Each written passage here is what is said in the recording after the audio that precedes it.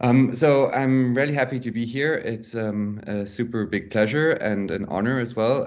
Thank you, Mohammed, for inviting me. Thank you, You're Rupert, welcome. for for pushing so many people onto Mohammed for today. We've heard an amazing amount of great talks about the metaverse and around digital pets and everything connected. Yeah, I would like to open up with a question. Meta what? A hype, a tech stack, or a possibility for a utopian future? I would like to put my focus of my talk today on the last point, a possibility for a utopian future, and what the possibilities are which we can create in this design space, in this universe or metaverse. A little bit about me. I grew up with a fascination for art. I was totally immersed in drawing, painting for most of my life until now, and wish to be so for much more and the rest of my life.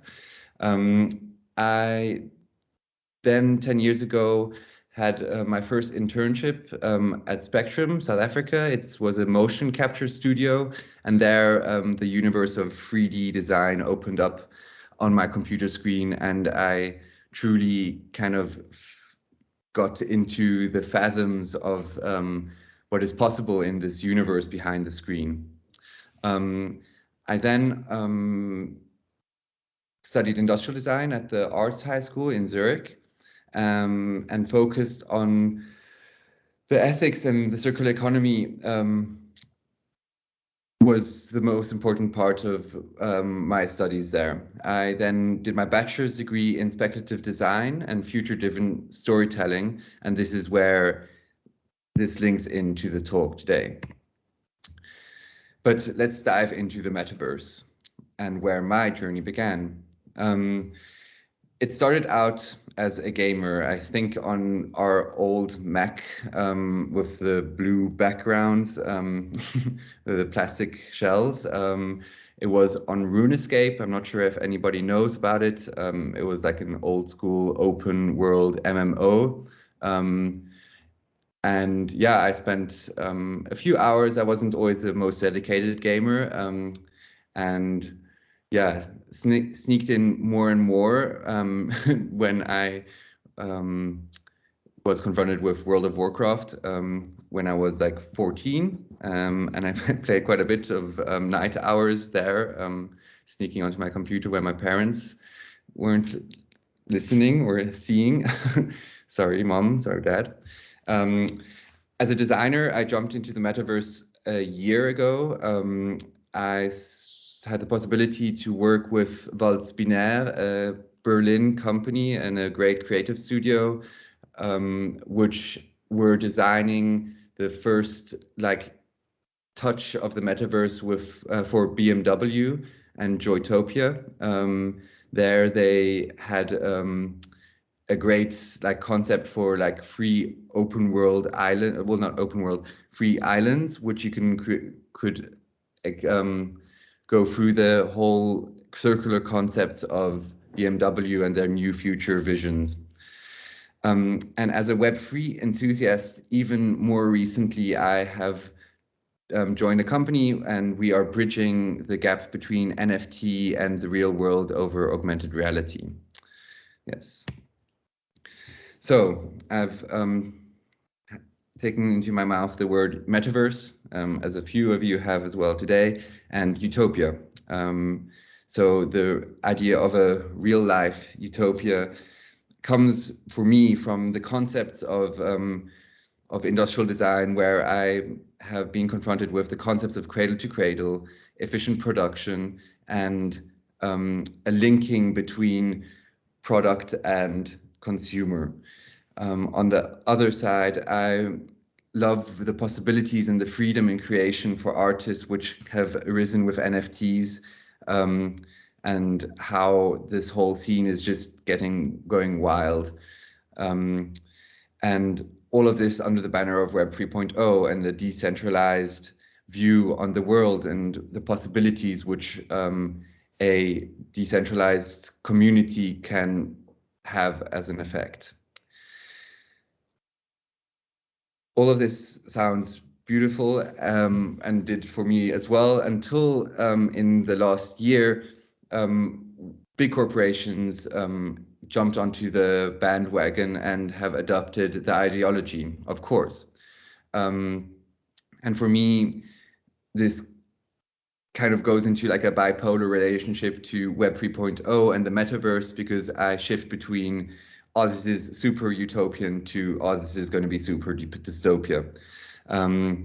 Questions around security and data pools arise. Images of huge centralized and totalitarian technocrat empires kind of invade my mind when I'm not thinking about it. And the bland wardrobe of Zuckerberg and the boredom it implies just terrorizes me in my sleep.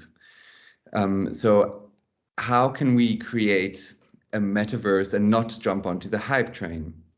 And is it a hype train which we're jumping on? So here I would like to take a step back and reflect, where are we, and are we already in a digital realm, or is this digital realm already ready for us? And so I would like to say, yes, we are in the digital realm for a few different reasons. It's got a widespread adoption. We're working on digital screens a lot of the time. Our screen times are rising on our phones, but as well as on our computer screens. And I remember how my parents said, don't look into the screen for too long, because otherwise your eyes are going to go square. I'm not sure if the kids of today get confronted with that image, because I think the parents of today spend so much more time on their screens than I did as a kid. We have digital pen pals across the whole world, have live chats on Twitter where we can jump on, have conversations between hundreds of people where everybody can have their input. And dating apps, oh, the amount of dating apps we have to connect to all kinds of people on the internet. I think it's safe to say we are all involved in a or multiple digital verses already. What we haven't done, and what I pledge, is that we haven't reflected where and what we want to experience in these digital realms. And there are two tech stacks for me, like, which have a major hold on the metaverse, and that's, one is AR and the other one is VR. For me, it's also a bit of a question of the red or the blue pill, Neo. And if we want to live in a world where we can go out into the fresh air, breathe in and see and experience the real world, focused down and enhanced through augmented reality, or would you rather lay in an incubation tray, be fed intravenously, and see what the next trend is on your VR goggles, blocked off from reality? I think this is a major question that everybody should ask themselves. These scenes have been shown us in a few different, in a lot of different movies and scenarios in the past. And this is where I would like to bridge the gap over to speculative design and the tool set of scenario planning. Scenario planning has had its roots in propaganda around the World War I, and especially in the recruitment of the troops in the American military. It was adapted then by big corporations in the 80s, especially by the Shell company, which had a massive boost in the big oil crisis in the 80s. And then furthermore, and for me the most interesting part, was adapted in the Monflow scenarios, as well as other transformative planning projects, which helped end as well the apartheid in South Africa. if you have more questions to that, I'd love to dive in more and show you more. Just we were pressed a bit in time. So nice thoughts, but how does speculative design work? So it works the following way.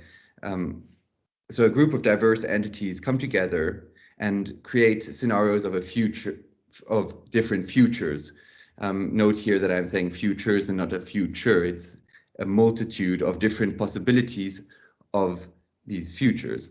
So these scenarios envision different extremes of possibilities in these futures and neglect whether they are bad or good. It's just a view on different possibilities. This boils down then and is given on these different scenarios as a base for a broader group of people, like a society, a population of a country or the world, to reflect upon and to create and define their own desirable futures inside of these scenarios. Is this all? No. These scenarios help bridge the gap of disagreements in the present, which we are so fixated on as human beings, and it helps us align to long-term goals, so not lying in an incubation tray, like in the Matrix, for example. These future reference points also help reflect the present, so we can see the full meaning of what is happening now through the view of these futures which could happen to us. Yeah.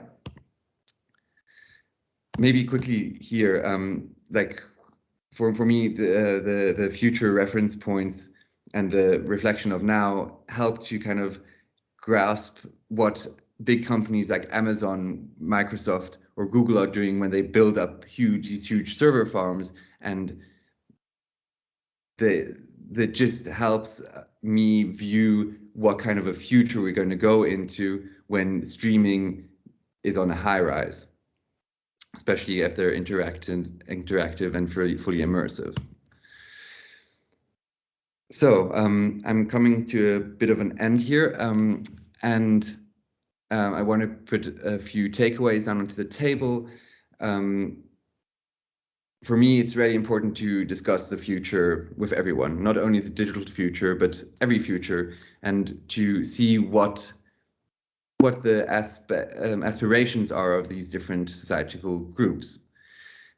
On a second note, to pledge for the openness of this utopian concept of the metaverse, and try not to give in to these massive corporate interests. Coming over to do not let these tech lords of our time rate our realities with R for restricted, as I think human beings should open up their minds and see what is possible. And I have brought in a quote from Mohammed, which he brought in as the first thing today, and I love it. I must say it's one of the most hitting quotes I've heard in a long time. Science without consciousness is but the ruin of the soul. And I find it's beautiful because this widening of consciousness is exactly what we create when we start to talk about futures, presents, pasts. Yes. Thank you very much. Let us connect and let us discuss the future, the present, the metaverses, and everything around it. I would love to hear from you. Let us talk more, and if there are any questions in time, Mohammed, you will let me know.